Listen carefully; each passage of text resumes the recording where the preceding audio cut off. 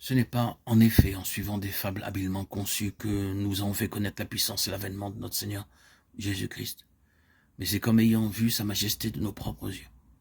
Car il a reçu de Dieu le Père honneur et gloire. Quand la gloire magnifique lui fit entendre une voix qui disait « Celui-ci est mon Fils bien-aimé, en qui j'ai mis toute mon affection ».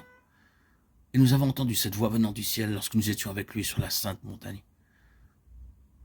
Et nous tenons pour d'autant plus certaine la parole prophétique à laquelle vous faites bien de prêter attention, comme à une lampe qui brille dans un lieu obscur, jusqu'à ce que le jour vienne apparaître et que l'étoile du matin se lève dans vos cœurs. 2 Pierre 1, 16, 19.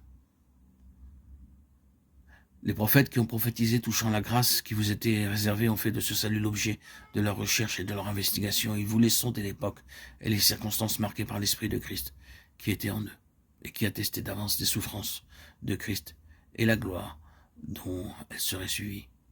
Il leur fut révélé que ce n'était pas pour eux-mêmes, mais pour vous, qu'ils étaient les dispensateurs de ces choses que vous ont annoncé maintenant ceux qui vous ont prêché l'évangile par le Saint-Esprit, envoyé du ciel, et dans lesquels les anges désirent plonger leur regard.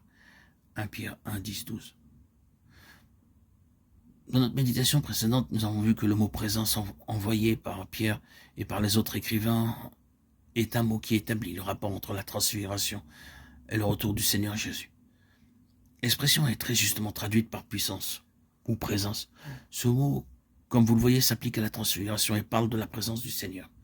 Jésus en majesté, en puissance et en gloire. Ce même mot est employé de la même manière concernant son retour. Et nous savons qu'alors cette présence sera puissante, majestueuse et glorieuse. C'est là ce qui caractérise la présence du Seigneur Jésus. Et il semble évident d'affirmer qu'elle en sera bien ainsi.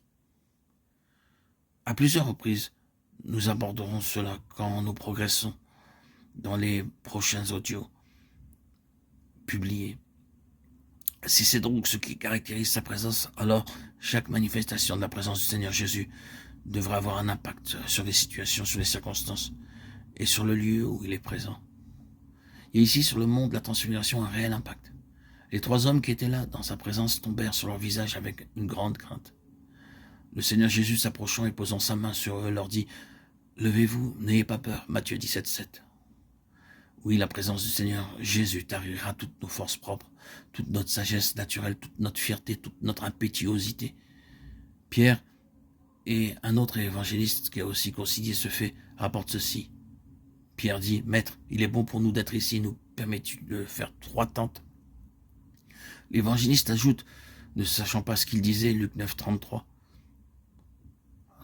Dans cette situation, sa nature impulsive et importune se manifestait encore. Il avait toujours quelque chose à dire, prenant les situations à bras-le-corps, voulant organiser à sa manière les choses pour les perpétuer, pour en faire quelque chose de bien défini. Dans le récit de Matthieu, il est dit « Je ferai 3 tentes. » Je. Ne sachant pas ce qu'il disait. Avec certainement les meilleures intentions. Cependant, le ciel devait le réprimander, le remettre à sa place. Et ce fut une expérience dévastatrice, à la fois pour lui et pour ses compagnons.